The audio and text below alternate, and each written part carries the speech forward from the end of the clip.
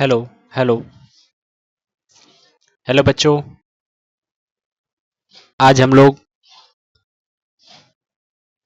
Hello hello hello बच्चों।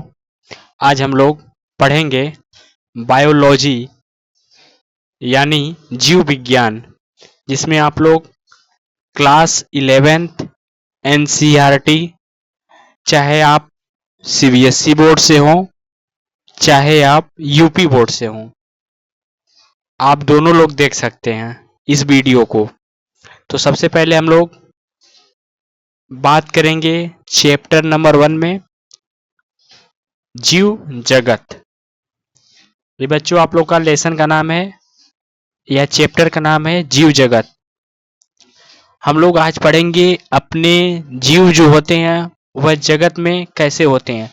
तो सबसे पहले हम लोग देखेंगे आधुनिक जीव विज्ञान के प्रमुख सिद्धांत के अनुसार, यहाँ से आप लोग हाईलाइट करिए, जीवधारियों के शरीर में होने वाली प्रक्रियाएं रसायन तथा भौतिक के नियमों का पालन करती है।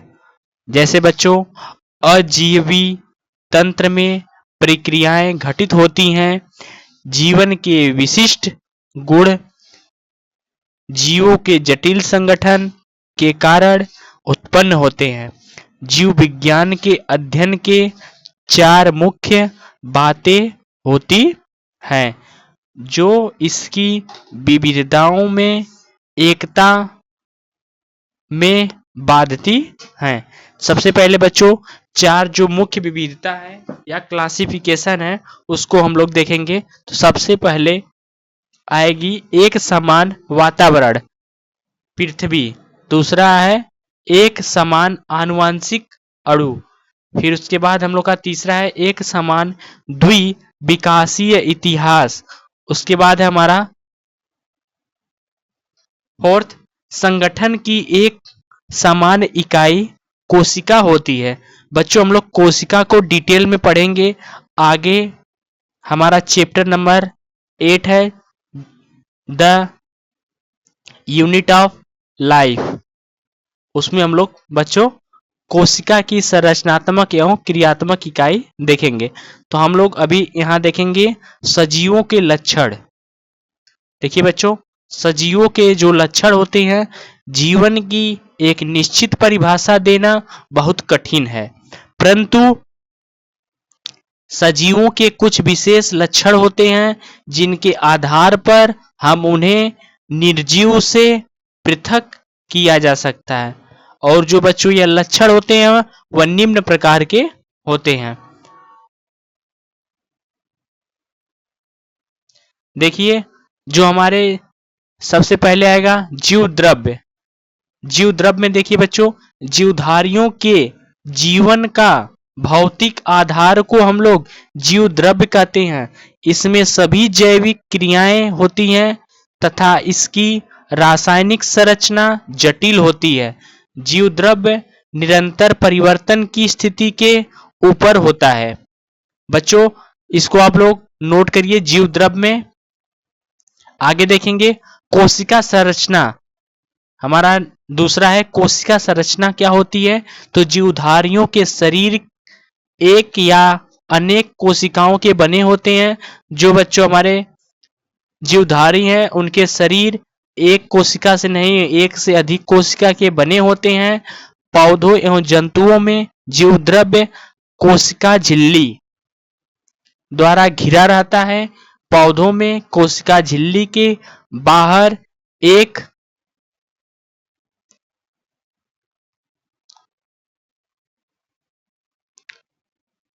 एक निर्जीव कोशिका भित्ति होती है। कोशिका जीवों की संरचनात्मक एवं क्रियात्मक इकाई होती है। आगे देखेंगे बच्चों पोषण। जो हमारा पोषण होता है वह क्या है। तो पोषण जो है जीवों को वृद्धि तथा गति के लिए ऊर्जा की आवश्यकता होती है। ऊर्जा भोज्य पदार्थ से मिलती है, जैसे पौधे जल खनिज पदार्थ, कार्बन डाइऑक्साइड से सूर्य के प्रकाश की उपस्थिति में पर्णहरिम की सहायता से भोजन का निर्माण करते हैं बच्चों। इसे पोषण कहते हैं। आगे देखेंगे बच्चों श्वसन। जो हम लोग श्वसन है उसको पढ़ेंगे। श्वसन देखो बच्चों, श्वसन जीवधारियों का प्रमुख लक्षण है। इस क्रिया में ऑक्सीजन लेकर कार्बन डाइऑक्साइड बाहर निकालते हैं।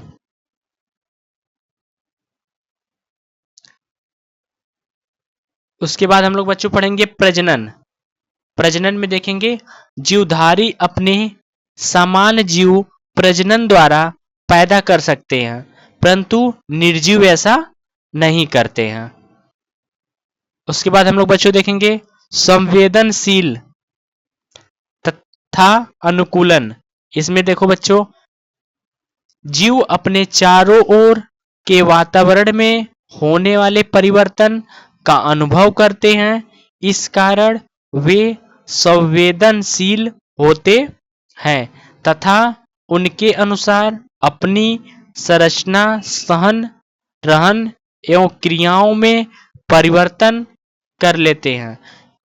इसको अनुकूल कहते हैं। आगे देखेंगे बच्चों उत्सर्जन। उत्सर्जन क्या है? देखो बच्चों, उसमें जीवधारी में विभिन्न क्रियाओं के फलस्वरूप हानिकारक एवं अनावश्यक पदार्थ मिलते हैं, जिन्हें वे अपने शरीर से निष्कासित यानी निकाल देते हैं। आगे देखेंगे बच्चों जीवन चक्र। जीवन चक्र में देखेंगे सभी जीवों में एक निश्चित जीवन चक्र होते हैं बच्चों। जीवन जन्म लेते हैं, विकसित होकर प्रजनन करते हैं तथा अंत में इनकी मृत्यु हो जाती है या मर जाते हैं। आगे देखेंगे वर्गीकी। वर्गीकी बच्चों मोस्ट इंपॉर्टेंट है, आप लोग इसको अंडरलाइन कर लीजिए या आप लोग जहां नोट्स बनाए हैं वहां स्टार लगा लीजिए। विज्ञान की वह शाखा जिसमें जीवों को उनकी पहचान, नामकरण तथा वर्गीकरण के नियमानुसार अनेक समूहों में वर्गीकृत किया जा सके, उसे वर्गीकी कहते हैं। आगे बच्चों देखेंगे वर्गीकी सहायक साधन। इसमें तकनीक, विधि और संग्रहित सूचनाएं जो जीवों की पहचान और वर्गीकरण में उपयोगी होती हैं, उन्हें वर्गीकी सहायता साधन कहते हैं। आगे देखेंगे बच्चों हर्बेरियम। जो हमारी हर्बेरियम होती है उसमें ऐसे वनस्पति संग्रहालय होते हैं जिनमें पौधों को एकत्रित कर उन्हें सुखाकर एवं दबाकर कागज की शीट पर परीक्षित किया जाता है। इन शीटों की जो कागज की शीट होती है, इनका मानक आकार 41 सेंटीमीटर इंटू 29 सेंटीमीटर होता है। अगर हम बात करते हैं बच्चों हर्बेरियम शीट पर एक लेबल लगा दिया जाता है जिसमें पौधों को एकत्रित करने की तिथि, स्थान, पौधे का इंग्लिश तथा स्थानीय नाम और वैज्ञानिक नाम कुल एकत्र करके एक नाम लिखा रहता है। आगे हम बात करेंगे वनस्पति उद्यान। वनस्पति उद्यान में बच्चों देखेंगे जीवित पौधों का संग्रह किया जाता है। इन उद्यानों में पौधों को स्पीसीज की पहचान के लिए उगाया जाता है। तो इसमें नंबर 1 देखिए, सबसे बड़ा वनस्पति उद्यान मॉस्को में है। फिर देखिए दूसरा सबसे प्रसिद्ध वनस्पति उद्यान रॉयल वनस्पति उद्यान क्यूवी इंग्लैंड में है। उसके बाद हम लोग का आता है इंडियन बॉटेनिकल जो हमारा गार्डन है हावड़ा भारत में है। और उसके बाद मोस्ट इंपॉर्टेंट आता है बच्चों नेशनल बोटेनिकल रिसर्च इंस्टीट्यूट, जो हमारा NBRI, इसको हम लोग कहते हैं NBRI,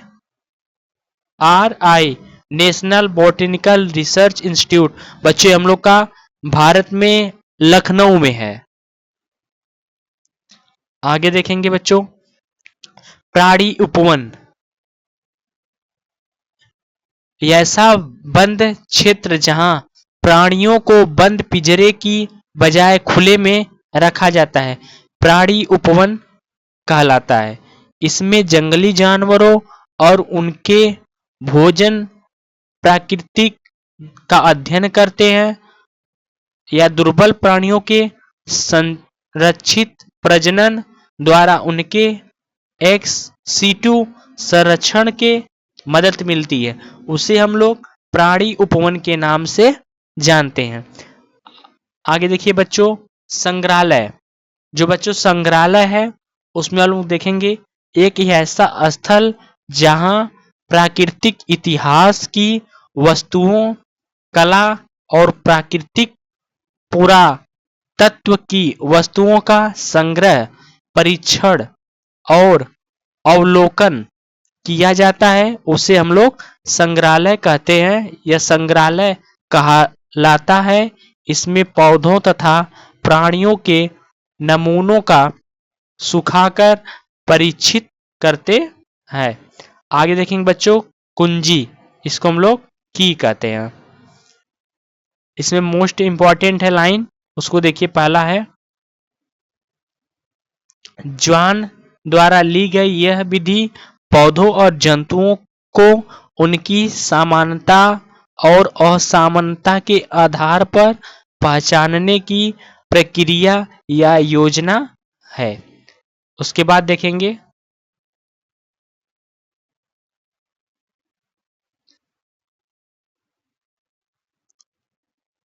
दूसरा, यह कुंजी विप्लासी लक्षणों जो प्रायः जोड़ों युग्मों में होते हैं वे आधार पर होती है। आगे देखेंगे बच्चों कुंजी दो विपरीत विकल्पों को चुनने का कार्य करती है या दिखाती है। कुंजी प्रत्येक मार्गदर्शन का कार्य करती है। आगे देखेंगे बच्चों प्रत्येक स्वग्रह के लिए अलग कुंजी उपयोग में लाई जाती है। आगे देखिए बच्चों अन्य वर्ग की सहायता साधन, सबसे पहले हम लोग देखेंगे मोनोग्राफ्स। जो बच्चों इसमें मोनोग्राफ्स होता है उसमें एक विशेष या एक विषय पर विस्तृत जानकारी होती है, जिसको हम लोग मोनोग्राफ में किसी एक टेक्सॉन की पूरी जानकारी रहती है। आगे देखेंगे बच्चों नियम पुस्तिका। नियम पुस्तिका जो होती है बच्चों इसमें विस्तृत वर्णन लिखा जाता है। नियम पुस्तिका उस क्षेत्र में पाई जाती है जैसे स्पीशीज को पहचानने में मदद मिलती है। आगे हम बात करेंगे फ्लोरा।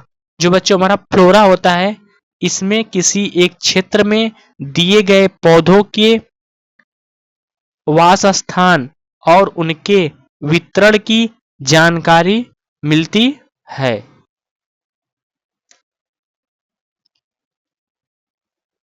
आप लोग का बच्चों चैप्टर समाप्त हुआ और हम लोग समरी देखेंगे।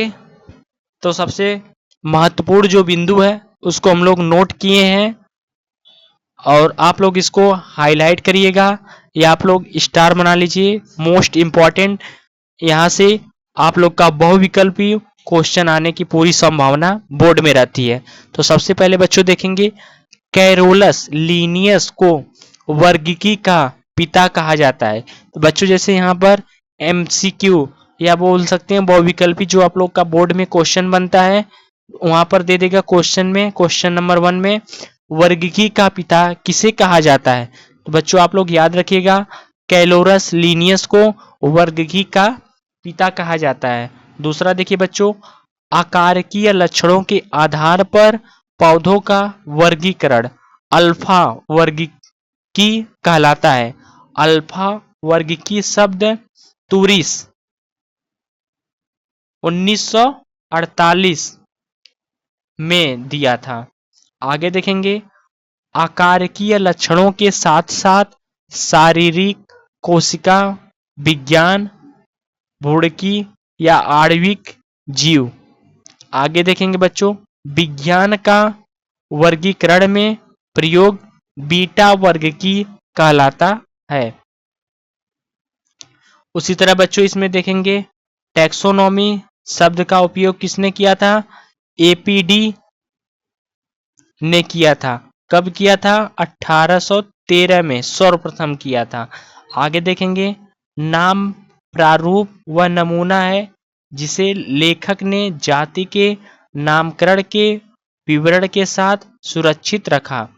आगे देखेंगे समप्रारूप जो होते हैं वह प्रतिरूप नमूने होते हैं। अनुप्रारूप वह नमूना है जो प्रथम वर्णन के नाम प्रारूप या समा प्रारूप के अतिरिक्त रखा गया है। आगे देखेंगे बच्चों पौधों को वैज्ञानिक नाम, जो हमारा पौधा है उसको वैज्ञानिक नाम international code of botanical nomenclature तथा जो हमारे जंतु के वैज्ञानिक नाम international code of zoological nomenclature द्वारा निर्धारित किया गया। ये आप लोग का बच्चों चैप्टर क्लोज हुआ। अब हम लोग नेक्स्ट चैप्टर आप लोग का इसी चैनल विशाल एकेडमी आजमगढ़ पर प्रोवाइड करेंगे। अगर आप लोग को हमारी वीडियो अच्छी लगी हो तो आप लोग कमेंट में बच्चों जरूर बताइएगा ताकि उससे हम और भी आप लोग को वीडियो जो हमारे मोस्ट इम्पॉर्टेंट क्वेश्चन है वह विकल्प भी आप लोग को हम प्रोवाइड कर सकें। थैंक यू बच्चों।